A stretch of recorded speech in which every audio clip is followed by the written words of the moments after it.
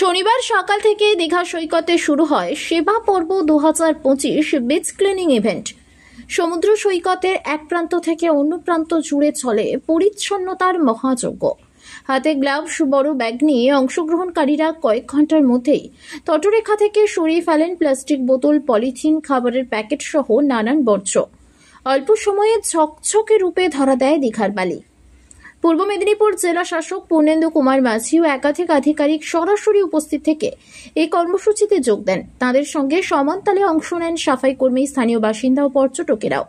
সকলে মিলে সৈকতের আবহকে যেন এক উৎসবের রূপ দেন।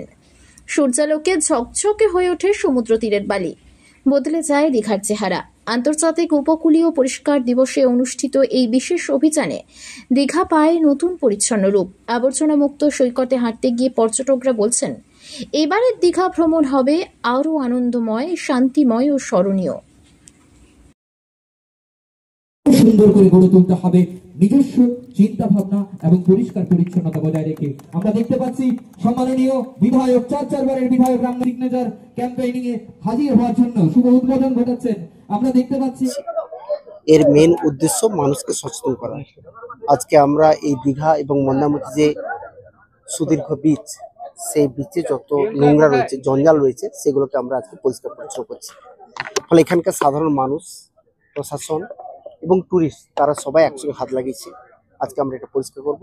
ফলে পরিষ্কার করাটা যেমন একটা উদ্দেশ্য, তেমন মানুষকে বার্তা দেওয়া যাতে দীঘাকে এবং মন্দারমণিকে সুন্দর এবং ভালোভাবে রাখতে পারি, যাতে টুরিস্ট যারা আসবেন তারা খুব ভালোভাবে দীঘাকে উপভোগ করতে পারে। আপনারা জানেন আগে যা টুরিস্ট আসতো, এখন এই জগন্নাথ ধাম হওয়ার পর অনেক কিন্তু আমাদের টুরিস্টরা আসছেন এবং অনেক ফরেনারও আসছেন।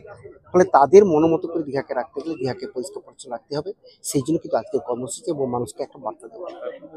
বেশ কিছু অনেকেই আছেন সচেতন করার পরেও প্লাস্টিকটাকে যথেষ্টটা ইউজ করছেন, ডাস্টবিন থাকা সত্ত্বেও বিভিন্ন জায়গায়, তাহলে কি একটা প্রচার বা সচেতনতা অভাব থেকে যাচ্ছে? দেখুন, আপনারা দেখেছেন যে পুরো বিচ জুড়ে, পুরো দীঘা জুড়ে, মন্দারমণি জুড়ে আমাদের টিম রয়েছে, তারা মাইকিং করছে। শুধু মাইকিং করছে না, এবং তারা কিন্তু ছোট ছোট প্লাস্টিক ব্যাগ নিয়ে হাতে ঘুরছে। যখনই কোনো প্লাস্টিক কাপ, কোনো ডাবের খোলা, কোনো কিছু পায়, কোনো প্যাকেট, সঙ্গে সঙ্গে তারা সেটা তুলে নেয় এবং তার মানুষকে রিকোয়েস্ট করে যে প্লিজ দয়া করে আপনার পাশে কিন্তু রাস্তা আছে, সেখানে ফেলুন।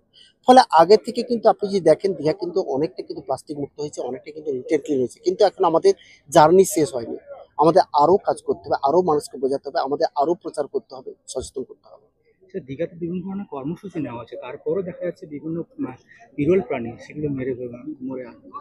আপনারা দেখেছি যে মাঝে মাঝে আপনারা খবর পান, আপনারা তো দেখান যে এখানে বিভিন্ন প্রজাতির যারা প্রাণী, যারা সমুদ্রে রয়েছেন, বিভিন্ন মাছ ফাঁস, তারা কিন্তু প্রায় মৃত অবস্থা পাওয়া যাচ্ছে। তারা সমুদ্রের ধারে তারা চলে আসছে। তার মানে কোথাও একটা সমুদ্রের পরিবেশ ব্যাহত হচ্ছে, এবং তার কিন্তু মেন কারণ কিন্তু এইভাবে প্লাস্টিক থেকে বিভিন্ন যে বর্জ্য সরাসরি সমুদ্রে যাচ্ছে, এটা কিন্তু ভয়ঙ্কর।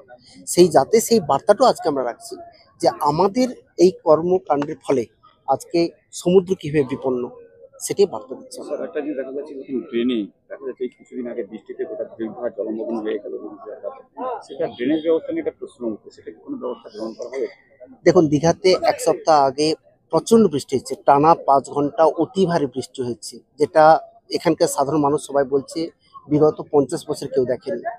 অর্থাৎ একসঙ্গে যে এত বৃষ্টির জল জমে, হ্যাঁ, ড্রেন যেটা আছে আপনারা জানেন যে ড্রেনে এখানে যারা টুরিস্ট বা এখানকার যারা দোকানদার, তারা কিন্তু ড্রেনগুলোতে ওখানে ডাব কাটছে, ওখানে ফেলে দিচ্ছে, নোংরা করছে, ক্লিন করা হচ্ছে কিন্তু আবার ভর্তি হচ্ছে। ফলে সে ড্রেন যাতে পরিষ্কার পরিচ্ছন্ন আমরা ব্যবস্থা নিচ্ছি, এবং ড্রেনের আরো সম্প্রসারণ আমরা করছি, সোয়ারেজ সিস্টেমকে আধুনিকতম করা হচ্ছে। ফলে সেই কাজগুলো আমরা ডিএসটি থেকে টেক আপ করেছি।